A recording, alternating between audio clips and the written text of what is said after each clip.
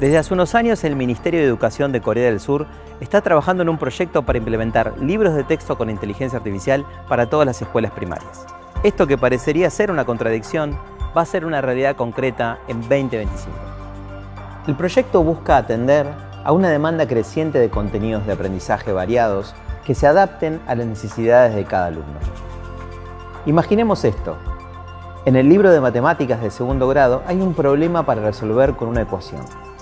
Pero el sistema identificó que si enmarca ese problema en un tema que le interese a cada chico, el interés en resolverlo aumentará y entonces también mejorará su experiencia de aprendizaje. De esta forma, el mismo problema puede ser planteado en un contexto de equipos de fútbol, bandas de rock o automóviles, dependiendo del gusto de cada alumno. ¿Se aplicará esto en todo el mundo? ¿Habrá maestros en el futuro de la educación? ¿Cómo será la escuela del futuro? En los últimos 200 años, el mundo cambió como nunca antes, a una velocidad a veces fascinante y otras veces aterradora. Soy Freddy Vivas, ingeniero, escritor y divulgador especializado en ciencia de datos e inteligencia artificial. Junto a Clarín convocamos a los principales referentes de plataformas, especialistas en comunicación, nuevas tecnologías, salud, educación y filosofía, para pensar y entender cómo está cambiando nuestra vida y cuánto más la cambiará la inteligencia artificial.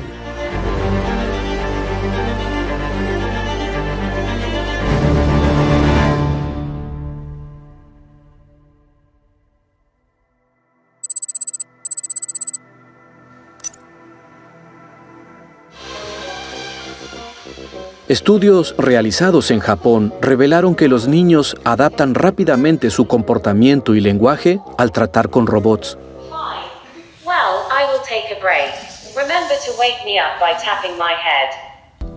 El 2023 fue un año muy convulsionado para el mundo de la inteligencia artificial y en particular el mundo educativo. Melina Masnata se especializa en la innovación sobre temas de educación, desarrollo y tecnología. Empezaron a pasar muchas preguntas y sobre todo reacciones. Hay que llevarlo al aula, hay que sacarlo, hay que trabajarlo diferente. ¿Qué hay que hacer con esto? Y una de las experiencias que me pareció súper interesante tienen que ver con un profesor que decidió que sus estudiantes usen activamente ChatGPT, por ejemplo, uno de estos modelos de lenguaje. Dijo, bueno, vamos a usar ChatGPT. Todos sus estudiantes miraron como, wow, estábamos usándolo, pero nadie lo estaba de alguna manera diciendo abiertamente o blanqueándolo. Pero les voy a pedir algo diferente, que es que busquen la mejor manera de usarlo, que yo los voy a evaluar por el prompt que crearon. Y así sucesivamente aparecieron temas donde tenían que crear modelos predictivos, pero le iban pidiendo a esta inteligencia artificial la mejor manera de hacerlo. ¿Qué pasa? En ese proceso aprendieron que no siempre es la solución y empezaron a tensionar y aprender que no era solamente pedirle cosas, sino pedir de una manera asertiva, pedir de una manera experta, pedir de una manera creativa. Y en ese camino empezaban los mismos estudiantes a decir, che, esto no está tan bueno, acá estaría bueno, la verdad que es limitado, salen mejores ideas en el equipo, aparecen otras cosas. Creo que esto es un ejemplo también de cómo hay que sacar ese tabú y usar la tecnología para llevarla y romperla, yo digo siempre, ¿no? Hackearla, abrirla. Cuando uno se traba, por ejemplo, en crear un texto, o cuando uno se traba en resolver un problema matemático y no sabe por dónde empezar a reatacar el problema y está en casa, ¿no? No tiene un tutor o no tiene un maestro. Rebecca Wang es emprendedora, innovadora y una de las mentes más influyentes en Silicon Valley sobre IA y tecnología. Es una buena oportunidad para usar inteligencia artificial para poder tener un compañero de estudio que también te puede dar algunos tips sobre cómo mejorar tu metodología o tu forma de pensar sobre un problema, ¿no? En ese sentido ya se está usando. En términos de la clase en Estados Unidos, los profesores lo están usando muchas veces para también corregir las entregas, los reportes, etcétera, los exámenes de los estudiantes, porque hay partes de ese proceso que es muy mecánico, que no necesitamos los profesores y los maestros ver cada respuesta, pero sí, claro, explicar después y poner en contexto los resultados. Eso sí lo hace el humano, pero también podemos usar inteligencia artificial para hacer la primera lectura. Algunos gobiernos como es el caso de Gran Bretaña, están analizando la posibilidad de incorporar herramientas de inteligencia artificial como asistentes virtuales para reducir la carga de trabajo de los docentes, tanto en la generación de planes curriculares como en la implementación de recursos didácticos, corrección de tareas o redacción de informes. La IA tiene la posibilidad de reducir la cantidad de tiempo que los docentes invierten en estas tareas. De esta forma, distintas teorías sostienen que los docentes podrían enfocarse más en la enseñanza y apoyo de sus alumnos, haciéndolo de una forma más personalizada y cercana. But I think we're at the cusp of using AI for probably the biggest positive transformation that education has ever seen. And the way we're going to do that is by giving every student on the planet an artificially intelligent but amazing personal tutor. And we're going to give every teacher on the planet an amazing artificially intelligent teaching assistant. Japón el año pasado, en el 2023, cuando estaba explotando todo lo que tiene que ver con inteligencia artificial, se dio vuelta a pensar diferente la formación del sistema educativo.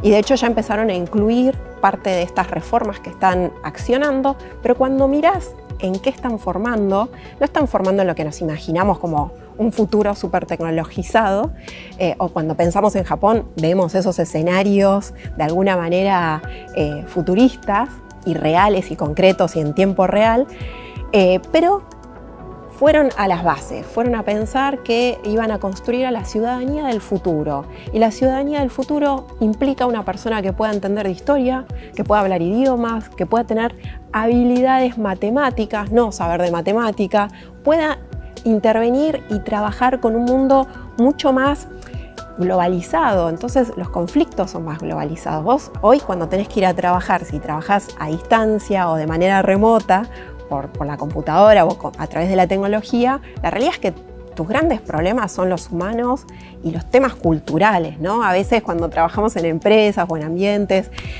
con proyectos grandes de tecnología, lo que más nos pasa es, esta persona es de tal país y tiene esta cultura, entonces si le pido esto, le tengo que pedir esto de esta manera.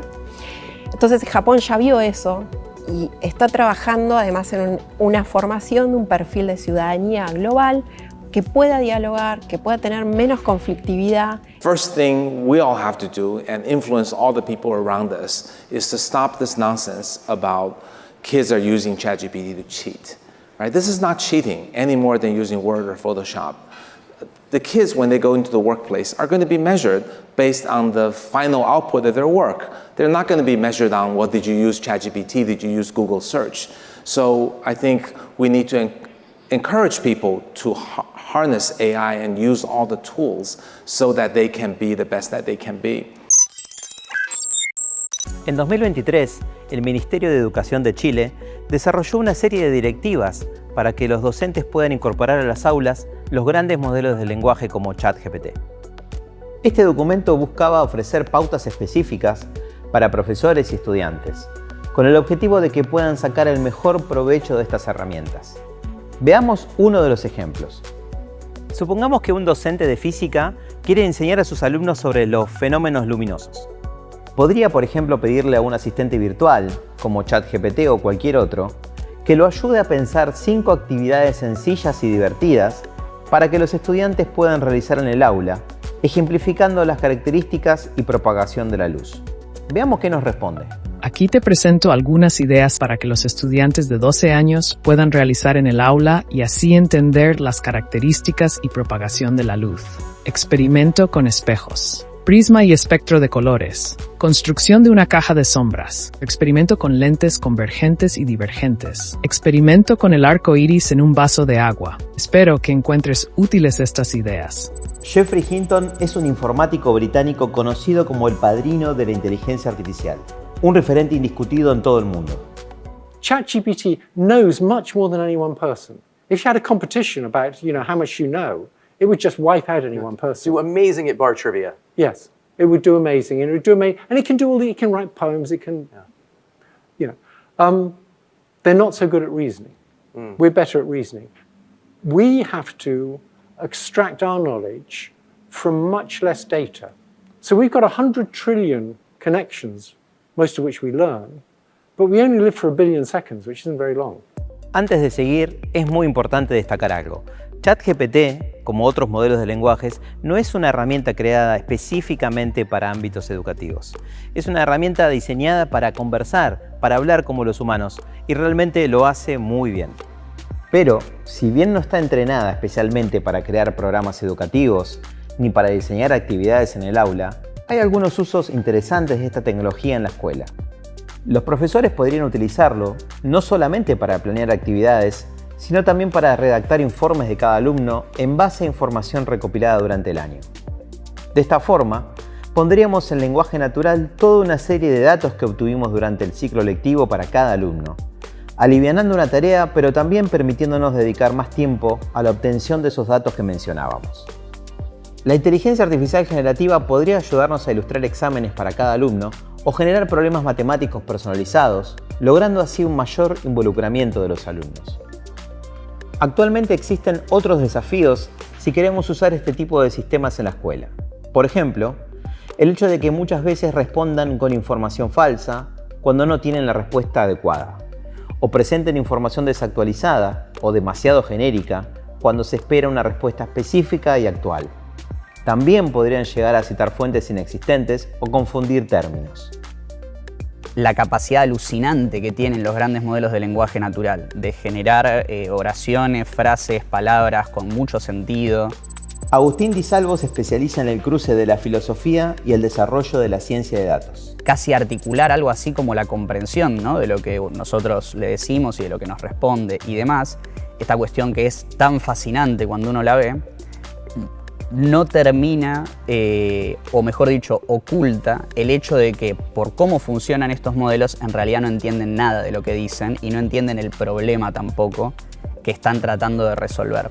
Entonces, tal como un loro, pueden repetir con cierta solvencia, ¿no?, lo que escuchan, lo que han leído y demás, pero la parte estocástica alude a el hecho de que el modelo, por ser un modelo finito y contra el problema del lenguaje, ¿no?, que es un problema que es prácticamente infinito en complejidad, en ese desfasaje que hay de capacidades, el modelo en algún momento tiene como que inyectar una cuota de aleatoriedad que viene por el mismo margen de error que tiene el modelo, ¿no?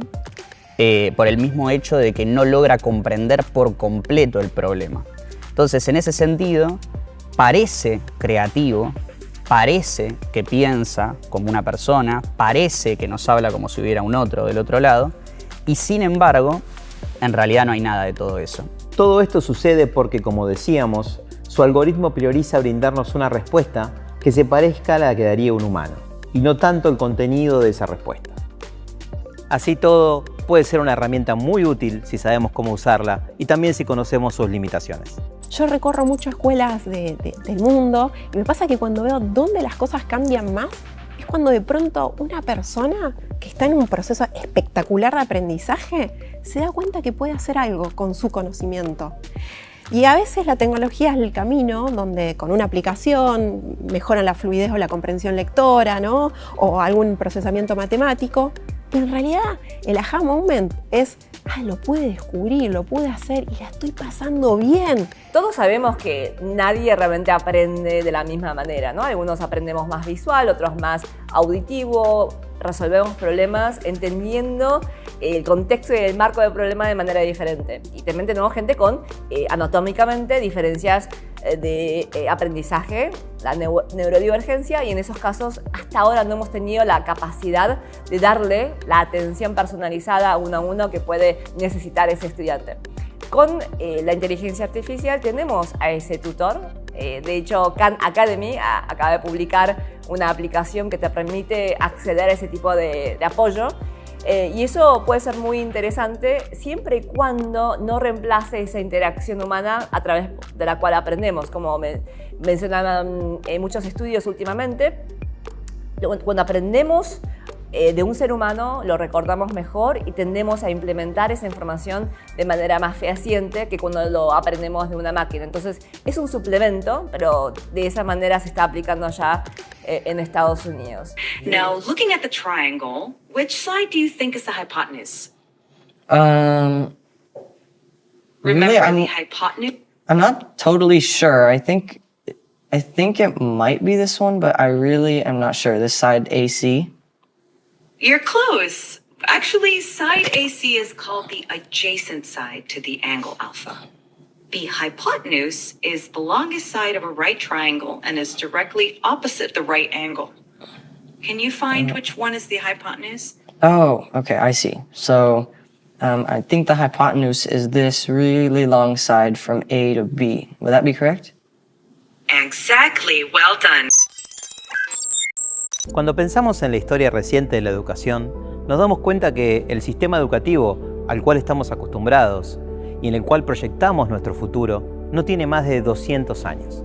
Bueno, el sistema educativo como lo conocemos en realidad se perfeccionó con la revolución industrial, porque si vemos hay un gran paralelismo de lo que era esa época, de lo que pasaba con los tiempos, con la manera de entender el conocimiento, ¿no? Parcializado, ordenado, y eso se traduce en qué pasaba en la escuela. Entonces, si de alguna manera queremos ver el producto de ese sistema educativo, tenemos que conectarlo con esa revolución industrial.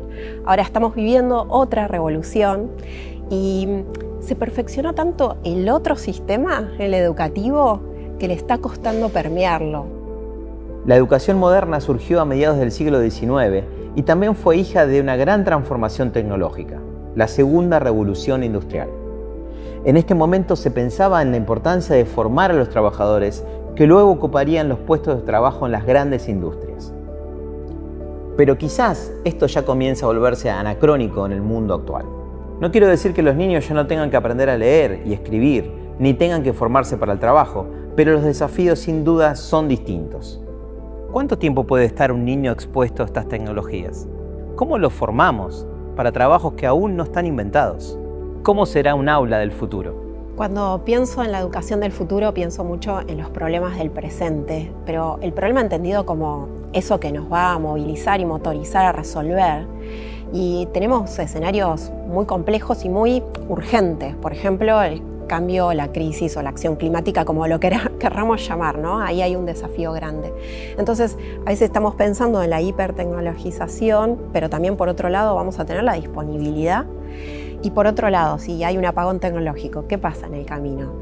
¿Y qué pasa cuando un sistema educativo o un gobierno toma la decisión de hipertecnologizar, acercar estos dispositivos y basar toda su educación a partir de esa pantalla, por ejemplo, ¿no? Yo hace 2 años le decía a mis hijos que tienen que estudiar STEM, ¿no? Carreras de ingeniería, matemática, computación, y hoy yo no estoy segura de que ese consejo es lo mejor para mis hijos. Yo hoy les digo que vayan a jugar al fútbol, y la razón es que la adaptabilidad de un jugador de fútbol, de tomar decisiones con incertidumbre en equipo, con una visión parcial de los factores y las variables, es realmente lo que vamos a tener que hacer como líderes, ¿no? En Stanford ya enseñamos lo que es liderazgo improvisacional, liderazgo adaptacional, porque lo que tenemos que hacer es tomar decisiones muy rápidas, sin toda la información y en colaboración, en un contexto de colaboración humana, para lo cual para mí el fútbol es el mejor entrenamiento, porque aunque hagas todo eso, a veces te meten el gol de todas maneras, y eso es un entrenamiento emocional para ellos también.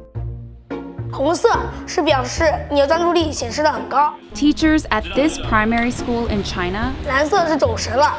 know exactly when someone isn't paying attention. 白色就是你可能跟网络还没有连接好。 These headbands measure each student's level of concentration. The information is then directly sent to the teacher's computer and to parents. Pero ¿de qué otras formas se puede utilizar la inteligencia artificial en el aula?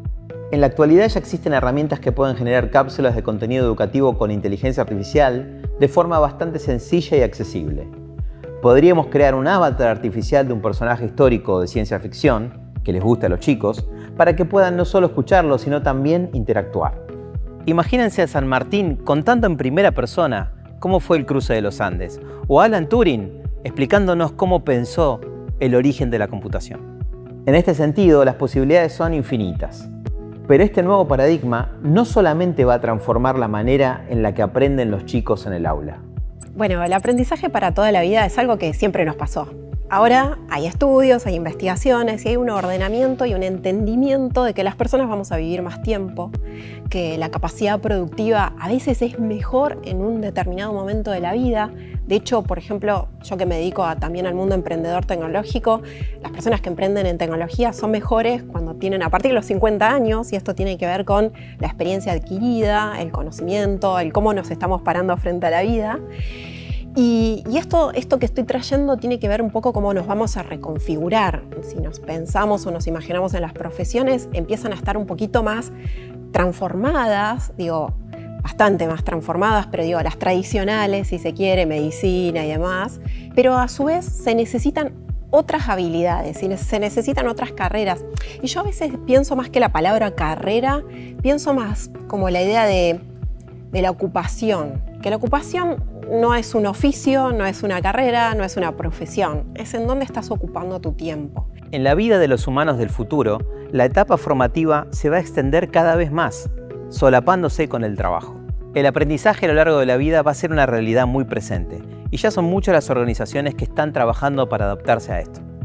Reino Unido, por ejemplo, ya creó un fondo de derecho al aprendizaje permanente que va a empezar a funcionar en 2025 y permitirá generar préstamos para las personas de más de 18 años que busquen capacitarse. Alemania desarrolló distintos institutos para el aprendizaje específicamente enfocado en adultos, y el mismo tipo de políticas se repiten en varios países de Europa y Asia.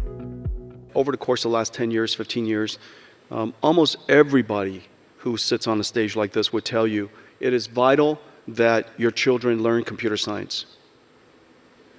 Everybody should learn how to program. And in fact, it's almost exactly the opposite. It is our job to create computing technology such that nobody has to program. And that the programming language is human. Everybody in the world is now a programmer. This is the miracle. This is the miracle of artificial intelligence. For the very first time, we have closed the gap, the technology divide. En la tercera década del siglo XXI, parece que la llegada de la inteligencia artificial a las aulas es inminente, imparable. Daría la sensación de que es la desembocadura natural de todo esto que está ocurriendo a nuestro alrededor. Pero la forma en cómo lo hagamos será fundamental para preparar a nuestras futuras generaciones para lo que se viene. Desde los primeros años del aprendizaje y en todas las materias del conocimiento podemos incorporar aspectos vinculados a la inteligencia artificial.